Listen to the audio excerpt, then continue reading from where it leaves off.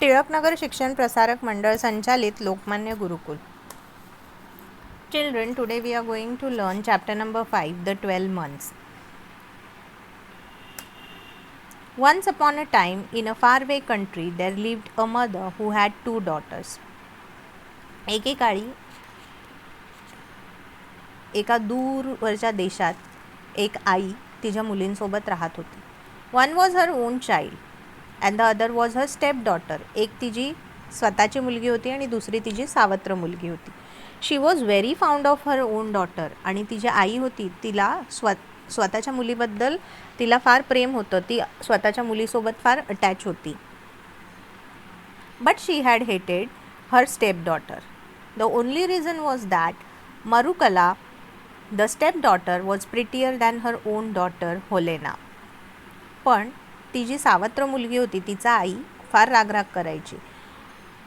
कारण एकच होतं की ही जी मरुकला होती ती आईच्या सख्ख्या मुलीपेक्षा दिसायला फार सुंदर होती, जिचं नाव होतं होलेना. आईच्या सख्ख्या मुलीचं नाव होतं होलेना आणि सावत्र मुलीचं नाव होतं Marukala. So Marukala was a prettier than Helena. The gentle-hearted Marukala did not know how beautiful she was, and so she could never make out why her mother was always so cross with her. ही जी gentle-hearted म्हणजे प्रेमळ स्वभावाची ही जी मरुकला होती तिला माहीतच नव्हतं की ती किती सुंदर आहे, आणि तिला त्यामुळे कधी हे कळलंच नाही की तिची ही जी आई आहे सावत्र आई ती तिचा राग ह्यासाठीच करते. आणि म्हणून the mother was always cross with her. इथे क्रॉसचा अर्थ काय, अँग्री. म्हणून आई जी आहे ती नेहमी तिच्यावर रागवलेली असायची. Marukala had to do all the house work, tidying up the cottage, cooking, washing, spinning, weaving and sewing. She like work and she did it all without a word of complaint, while Helena spent the time adorning herself and lazing about. मरुकला जी होती ती घरातलं सर्व काम करायची. ती घर व्यवस्थित ठेवायची, जेवण बनवायची, कपडे धुवायची, विणकाम, शिवणकाम हे सगळं ती करायची.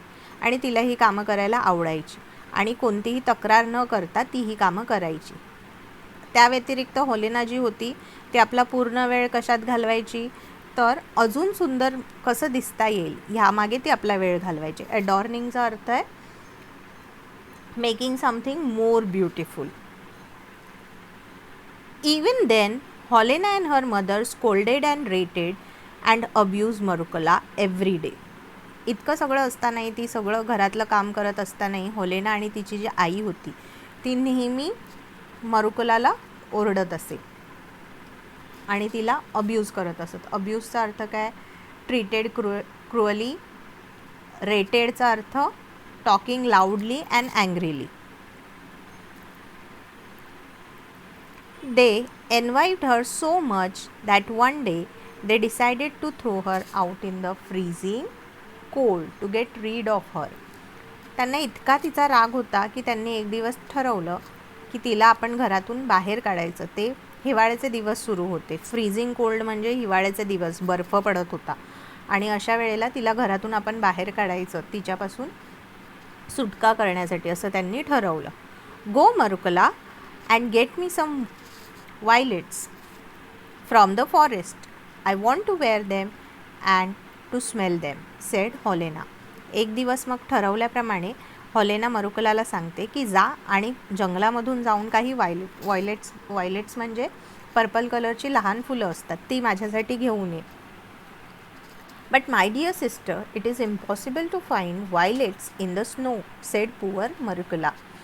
आणि हे ऐकल्यानंतर मरुकला तिला सांगते की प्रिय बहिणी, मी ह्या बर्फ पडत असलेल्या वेळेमध्ये कुठे बाहेर जाऊ, आणि ती फुलं मला बर्फ पडत असल्या कारणाने बाहेर मिळणार नाहीत, सापडणार नाहीत. How dare you argue when I tell you to do something. Off you go at once and if you don't bring me violets from the forest I will kill you, said Holena थ्रेटनिंगली.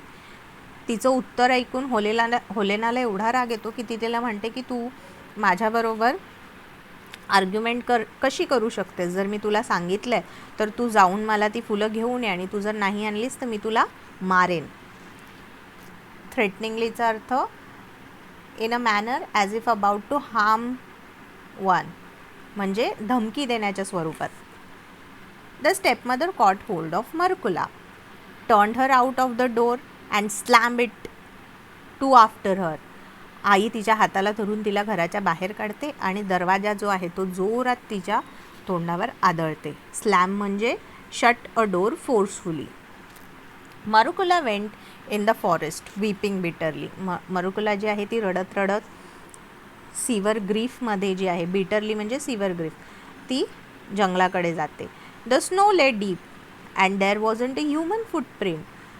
फार बर्फ पडत असल्यामुळे कोणाच्याही पाऊलखुणा तिला दिसत नसतात, म्हणजे ह्युमन म्हणजे माणसांच्या पाऊलखुणा तिला दिसत नसतात. Obviously if you know, in the foreign countries when there is a snowfall, people don't go outside of the house because everything was covered with the snow. Marukula wandered about for a long time, tortured by hunger and trembling with cold. Marukula बराच वेळ फिरते. टॉर्चरचा अर्थ इथे suffered, आता तिला फार भूक लागलेली असते. अँड ट्रेमलिंग विथ कोल्ड म्हणजे ती थंडीने कुडकुडत असते. So children, I hope you have understood the lesson till here. So we are going to stop here for today. We'll continue the next chapter in the next part, in the next video. Thank you.